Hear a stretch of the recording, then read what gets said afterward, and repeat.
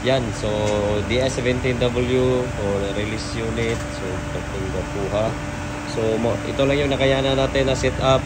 So ito lang siya. So DS17W Luro, naka-lift up ito na unit. So R15 ang mags. Yan lang yung setup niya at yung nakayanan natin na gawa. So hindi man totally 100% yung painting kasi backyard lang yung setup natin. So backyard paint lang yung gawa natin, hindi pang kasa. So ito lang yung nakayanan natin. So yan, DS17W. So naglagay sa ng dual auxiliary. Yan, dual auxiliary. At saka yan, Rondel Japan Surplus plug. So check natin yung loob. Yan. So naglagay ng lights, side mirror lights, DRL. So ito yung interior niya, black yung concept ng dashboard. Just naka tachometer, naka Android at saka naka dashcam, naka ceiling wrap VIP. Yan yung VIP ceiling niya. So yung seats, yan yung seats niya. Yung naka floor matting.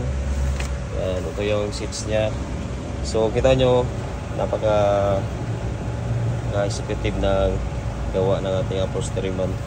So napaka-ganda. So ito lang yung nakayanan natin. Yan, so kita nyo napaka-straight. So gagawa talaga ng gawa. Yan, napakalinis ng upholstery natin. Saka yung dito, same pa rin ang setup sa likod. Yan, so ito yung unit nya, naka VIP at saka naka box sa likod. Yan, sa loaded. So Romniela, ito lang yung ginawa natin. Hindi man perfect kasi surplus at saka backyard painting lang. Ito lang yung nagawa natin. Yan. So ayos. Simple lang talaga na ang setup na to.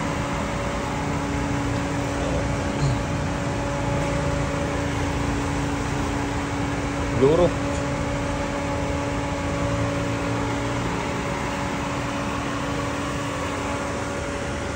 Yun, nakayanan.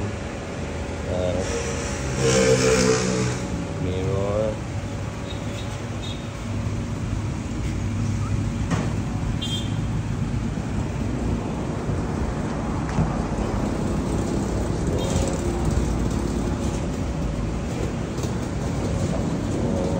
Type na yung kanya sa yung painting. So pantay.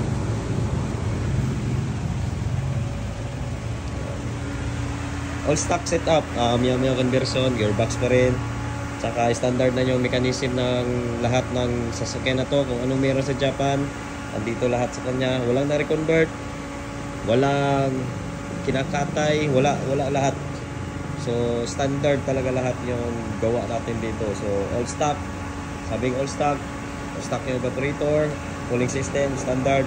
Lahat ng mechanism sa front, dito sa front, walang na-reconvert.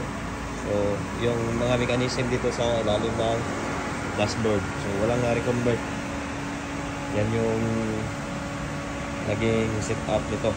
So lahat ng setup walang na-reconvert.